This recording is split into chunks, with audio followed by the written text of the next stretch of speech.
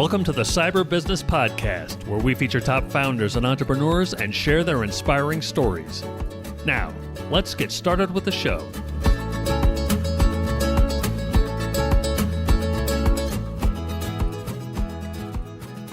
Matthew Connor here, host of the Cyber Business Podcast. Today, we're joined by William Curtis, the two-time CISO and the Evanta CISO Governing Body co-chair. William, welcome to the show. All right. Thank you very much. Thank you. Before we get too far in, a quick word from our sponsors. This episode is brought to you by cyberlinks.com. That's cyberlynx.com. Do you know if a hacker's in your system? Most people and most companies don't until it's too late and the hacker's already done damage. A hacker's job is to bypass your security, so companies need a way of knowing when someone's gotten past their security. That's where Cyberlinks comes in. We've partnered with the best cybersecurity companies in the world to be able to provide our clients with the best solutions at the best prices. So whether it's managed SIEM, SOC, EDR, MDR, XDR, you name it, we'll help you find the right solution at the right price. Find out more at cyberlinks.com. That's cyberlynx.com. And now back to our show. William, let's talk Evanta. For those who aren't familiar, can you tell us about Evanta and your role there as co-chair? So I got started with them probably more than 5 years ago now. They came into Charlotte and Central North Carolina area, started creating a series of conferences dedicated to CISO, CIO, et cetera. And I managed to hook up with them and started helping them grow that. Became a co-chair. We first became a governing body member, then became a co-chair. Help bring in topics, help bring in speakers, sponsors, et cetera. So since then, I've actually branched out and started doing the same thing with a couple other parties as well. And it's really, I must say, the Central North Carolina chapter here, and it's a really good, nice, close-knit community. Everybody likes sharing. And actually, that's one thing I love about cybersecurity as a whole, is that this is probably one of the few careers I've been in where everybody wants to help everybody else. It really is a collaborative, experience. I couldn't agree more. I think it's almost surprising. I think as people get into security, just how collaborative it is. And I think, and I'm kind of curious about your perspective on this. I think it's because it's relatively new and it is growing and expanding and evolving so rapidly that I think we all just inherently appreciate the fact that you can't know everything. The being in this industry in and of itself is a little humbling. And I think it's that drives people to collaborate and be like, hey, what are you doing on this? And open to anybody's, new information and suggestion. But what do you think? Yeah, and we're all fighting the same enemy, right? Good point. So, which it's kind of interesting. I knew my peers at a company that we used to. This was a previous company that we used to compete with, but we no longer did at the time. And I tried to broker an introduction between the internal audit departments of the two companies, just to and it actually went up the chain and got blocked at one of the higher levels because they were afraid of, sharing too much information. But that same kind of thing just doesn't happen in the cyberspace. In fact, actually, I'm very good friends with the CISO at that company and, meet them at conferences all the time. So I think it's, partly it's, yes, to your point, we're all going through the same things. We're all, maybe we're doing things a little bit differently, but we can learn from each other, and it really kind of helps to have somebody that kind of knows what you're dealing with, because this can be, it can be a high stress job. It can be, something that, really kind of you start feeling the pressure of, and you go talk to, the CIO, they don't necessarily know what, the same kind of pressure, et cetera, other fields don't as well. But I think so. I think your peers are, really the group in which you want to lean on. Yeah, no, couldn't agree more. And now with Evanta, is that more of a conference focused organization, or is it more of a peer group type of organization? It's more of a conference focus now. At some of the different events, they do actually have, one-on-ones where you can actually meet, sit down with, your particular peers. I mean, I go to these events, and probably the one thing I look forward to most is actually the networking. Yeah. To see folks that I haven't seen in a while, to find out actually what other people are doing.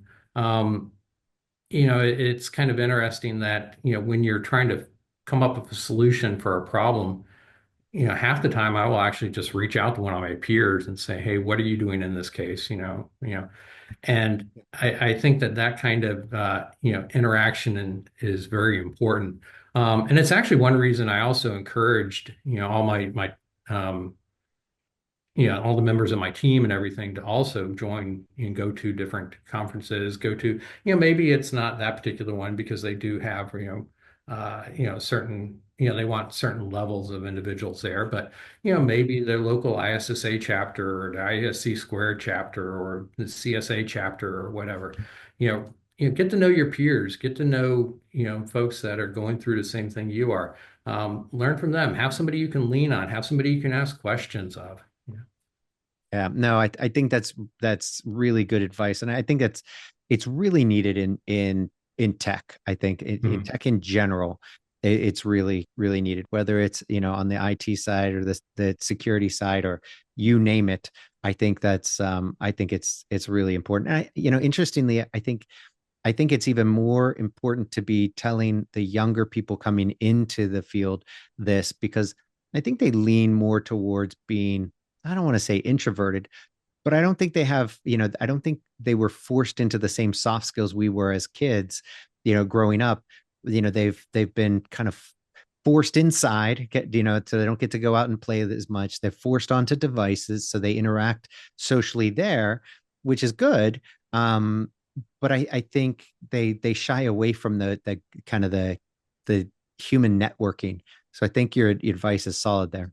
Yeah, yeah. I must say, I actually, um, I've since decided I'm probably an omnivert. I go both ways, introvert sometimes in some situations, extrovert in others. But I actually had one individual that reported to me that he was a self-proclaimed introvert and really encouraged him to start going to conferences and to actually try his hand presenting.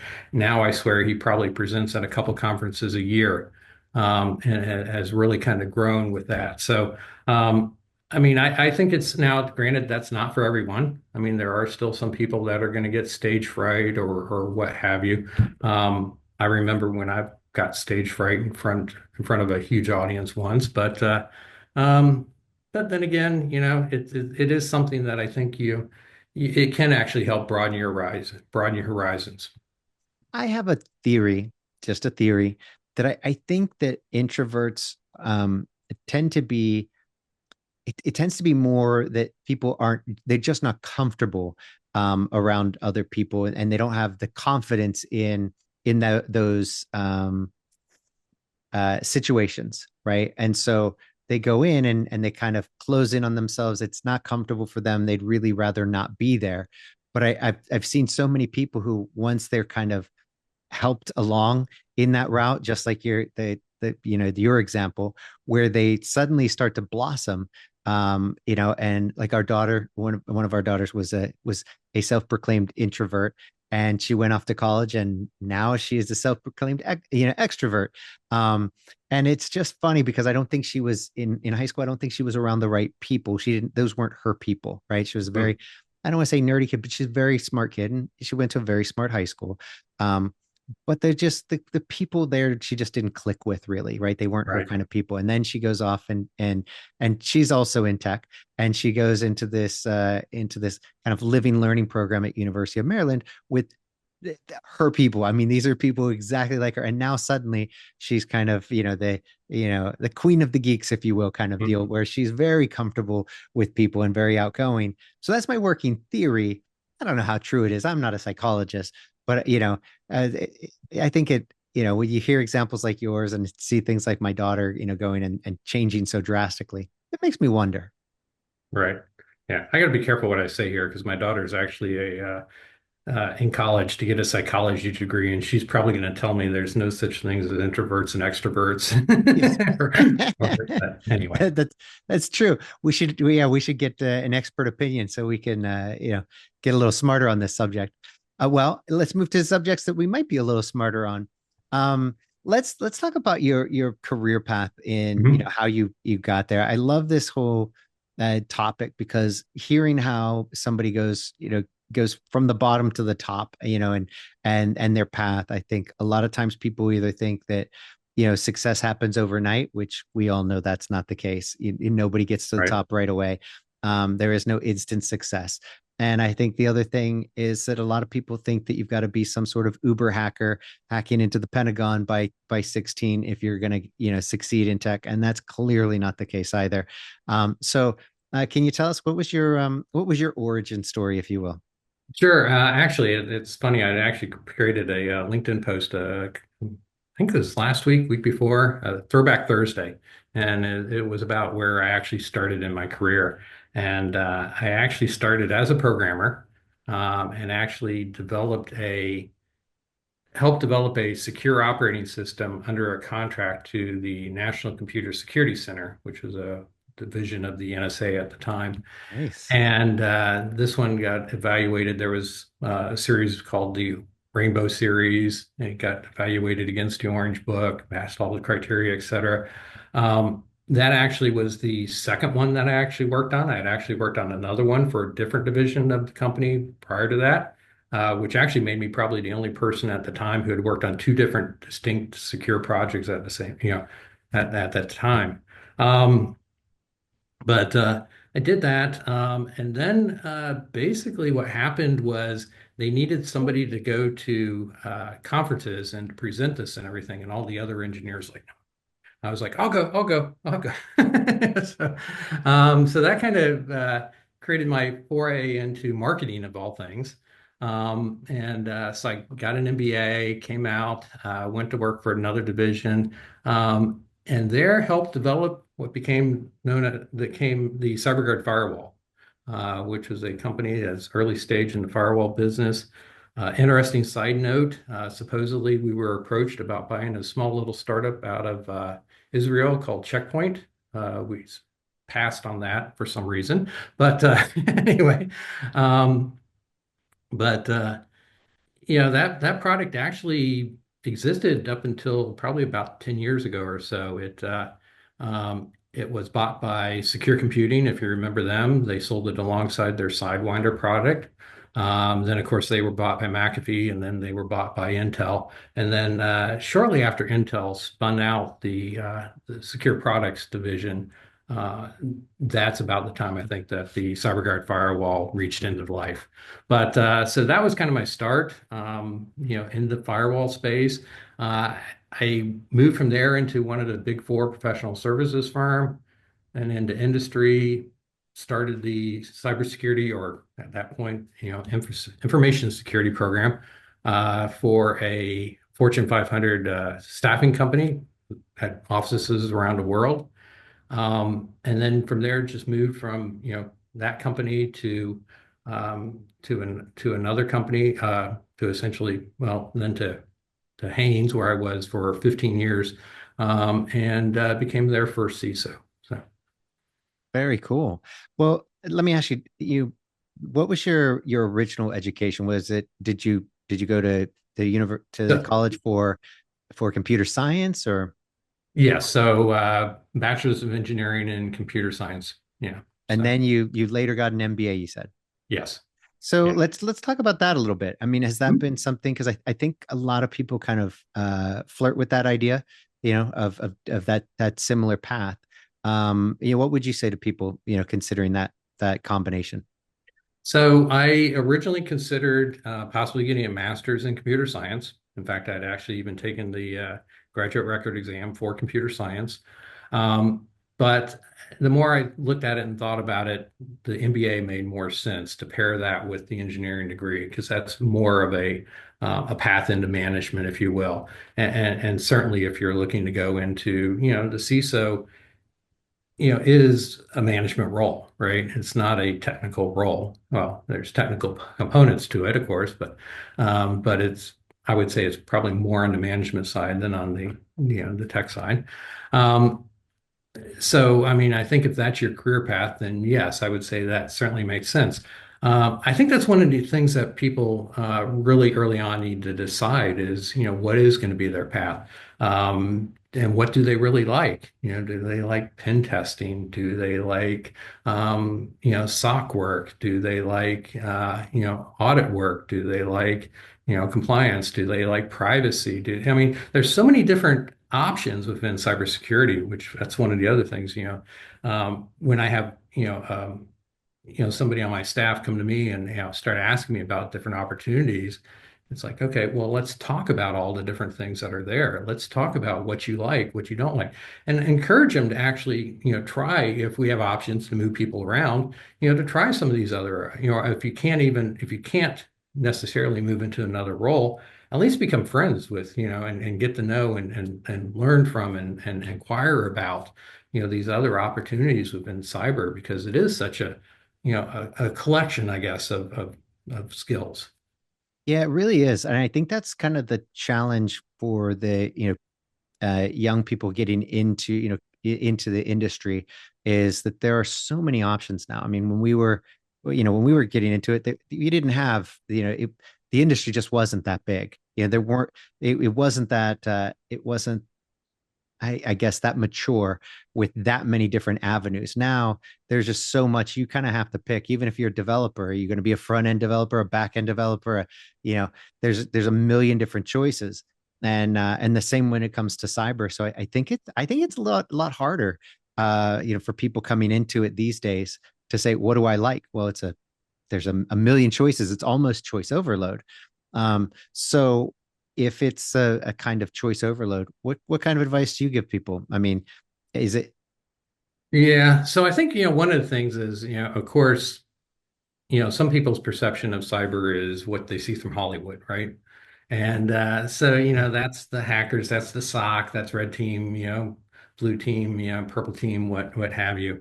And there's, all these other things that they may not be aware of. So that's what I would say is the first thing is to investigate a little bit, understand what's actually out there. I had one individual that reported to me that he really, really liked risk management, which is extremely rare. I mean, most people, most new hires, they want to go into the SOC, right? Um, but and he liked it, and that's what he wanted to do. And so we had the opportunity to move him into that. We supplemented it with some privacy work, so he kind of got full breadth exposure of it, et cetera. So I would say that's first thing is try to get as broad of an exposure and understanding as you can at first. And then also kind of think about where your strengths are. People in the SOC may need to be more inquisitive, to try to, well, what are they doing here? If you're in something else like, vulnerability management, that's probably a little more methodical, a little, right? Play to your strengths, I guess, right? no, that's great advice. So, you know what? While we're on the topic, let's go with with advice you'd give, for for others hiring now. If you're going to be hiring people in this day and age, it's also a lot different than it used to be Mhm. in years past. So, what do you look for? What's your advice? So one of the things I actually observed, and this was probably 10 years ago, I observed a fair number of the employees on my staff actually had music in their background. And I thought that was kind of interesting. I had everything from, people that actually, played various instruments to somebody who was a DJ in a prior life. And I kind of thought about that quite a bit, and I even remarked on this at various conferences and got other people's feedback on it. And I think it actually has to do with, um, pattern recognition, essentially. Musicians are pattern oriented, and a lot of cyber events are seeing the pattern or seeing the break in the pattern, right? So I think that those two mindsets kind of go together fairly well, which was something that was kind of interesting. I would not necessarily recommend, putting in, job requirements, must be a musician, but but it's certainly something that's might be worth looking at. Another When I was at Haynes, we actually had this we tried this we called it a hiring blitz where we basically opened a door for anybody of any background to come in and apply Mhm. to various positions across the IT department. And cyber, of course, was one of them. And yeah, we had somebody that, let's say, somebody that was a former EMT, somebody who worked in a pediatric ward at a hospital, the DJ, as I mentioned earlier. And each one of them, it was really about finding their fit and what they really like doing. And as far as I know, every single one of them stayed within IT after that. Yeah, I think I think with music, I think that it's really interesting how many different very successful people have, had some sort of music background, right? And I don't know, my wife's like that, my daughter's like that, where it I don't know, I think it helps them think differently and maybe more methodically. I don't know, and artistically, it's really interesting.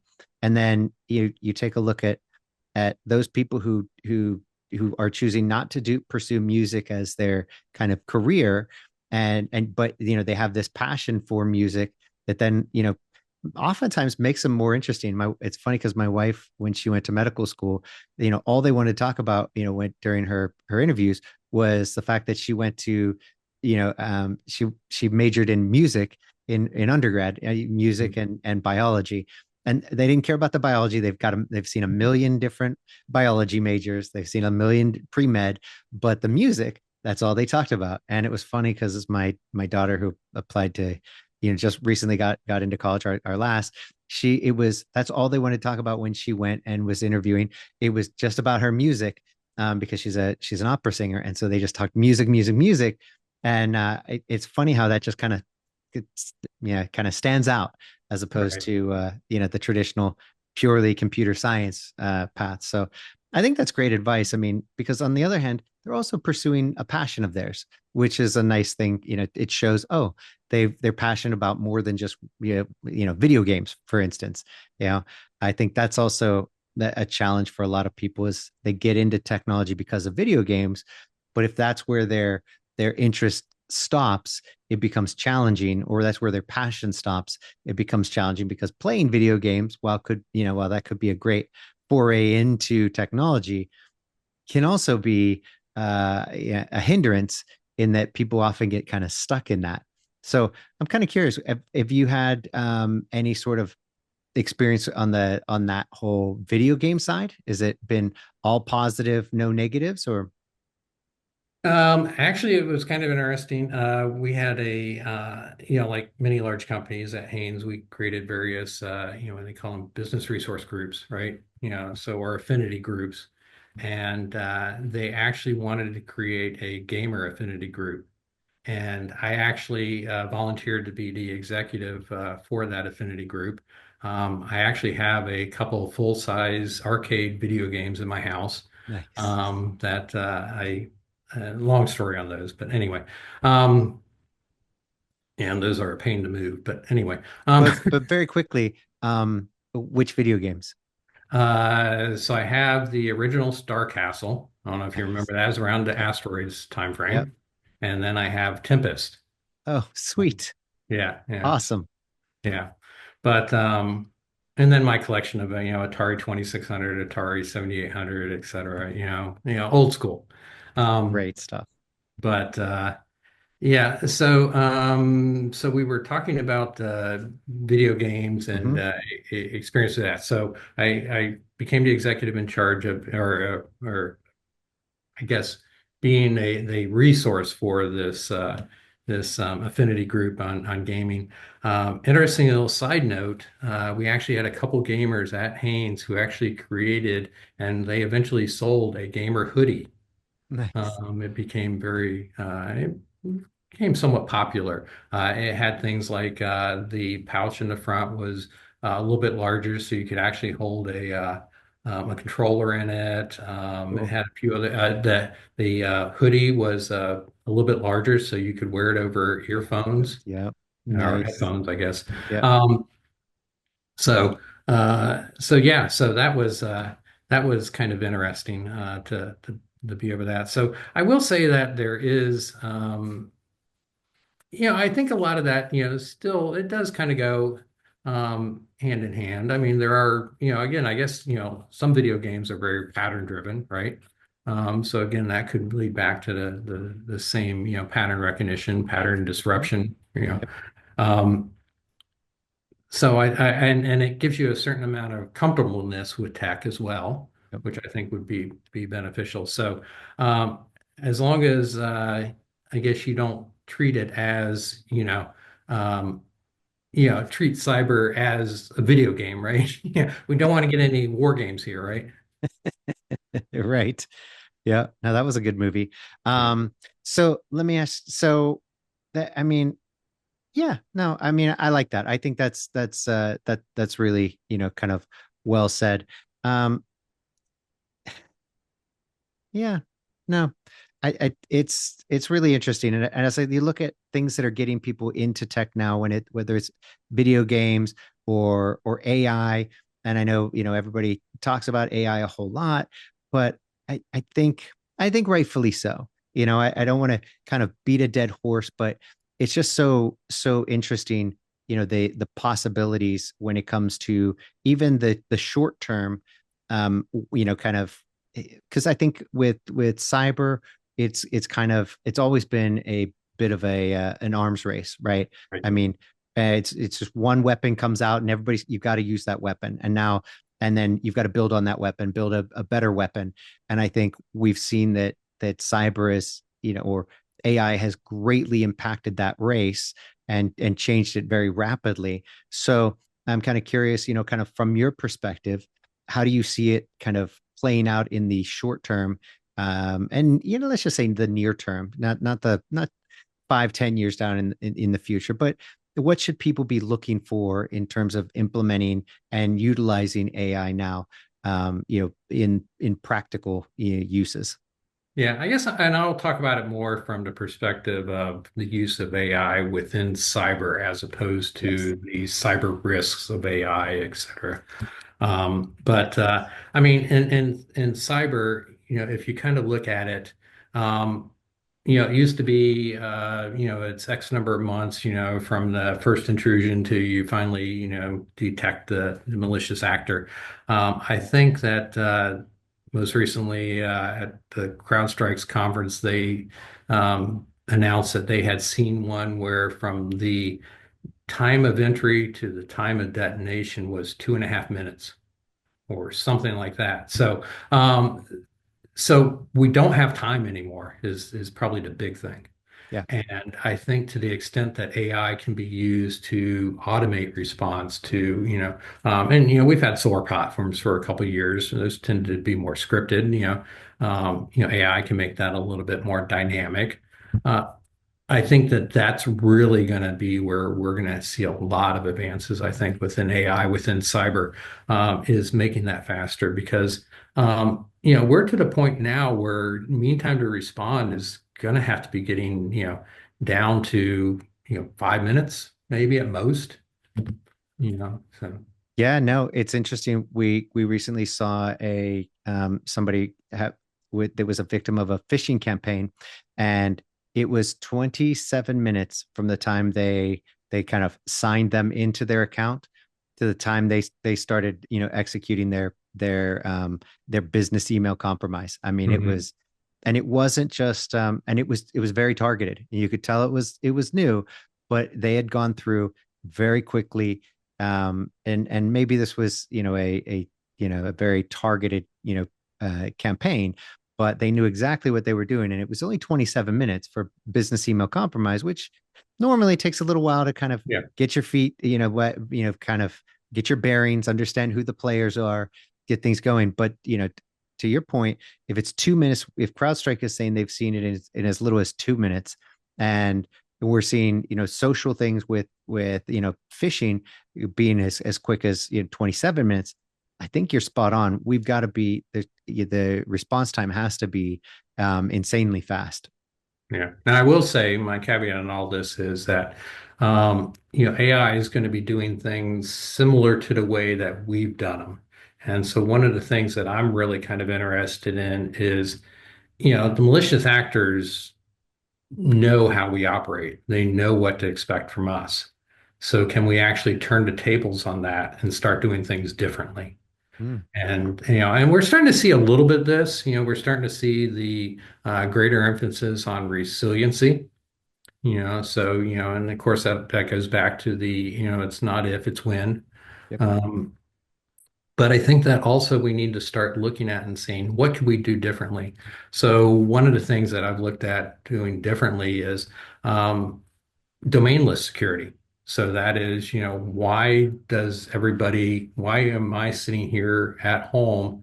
Why does my computer need to be part of the Active Directory domain that's sitting in the data center? Right. It doesn't. It can be part of Azure, AD, but it doesn't need to be part of the on-premise AD. And then, some individuals say, well, you need to be able to remotely manage that device. Group policy said, no, you can manage it through Intune, right? Or a couple of other different third-party tools can do the same kind of thing as well. So I think it's a lot of that, just starting to think differently, starting to ask questions. Yeah, no, I think you're spot on there, and I love that whole yes, but why.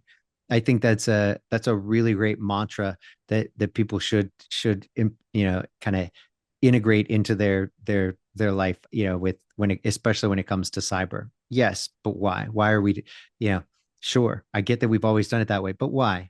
And is there not a better way? Can't we achieve it? That was a great example with does it really have to be tied in locally to the Active Directory when it could just be through Azure? I think that's brilliant. Okay. So here's a good story on that. So I was sitting in our corporate offices one day and we lost internet connection. And of course, the executives are, well, I need to get stuff done. I need to get to the internet. I need to get to my email, et cetera. Yep. And somebody had the bright idea. It's like, oh, don't we have a backup internet connection down in the basement? Can't we just connect the building to that? Yeah, I guess we could. But you know what? Everybody gets DHCP from the data center. But why? We could give them static DHCP, or they could get it from the router or switch in the closet, right? They don't need to get it from the data center. Okay, yeah, okay, we could do that. Oh, but they get DNS from the data center. Yeah, but why? We could get DNS from the ISP. We don't need to get it from the data center.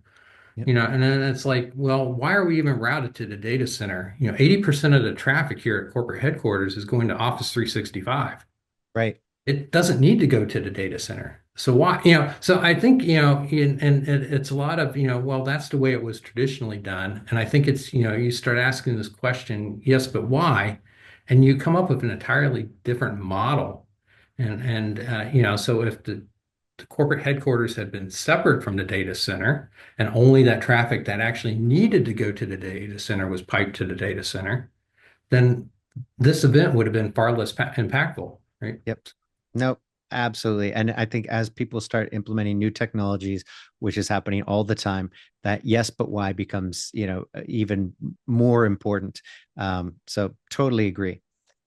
William, this has been an absolute blast. But before we go, can you tell everybody where they can find out more about you? So I'd certainly invite people to check out my LinkedIn profile. And it's William Curtis, 2 S's on Curtis. And they can connect with me there. Fantastic. Well, thanks again for coming on. And until next time. All right. Thank you. All right. Goodbye.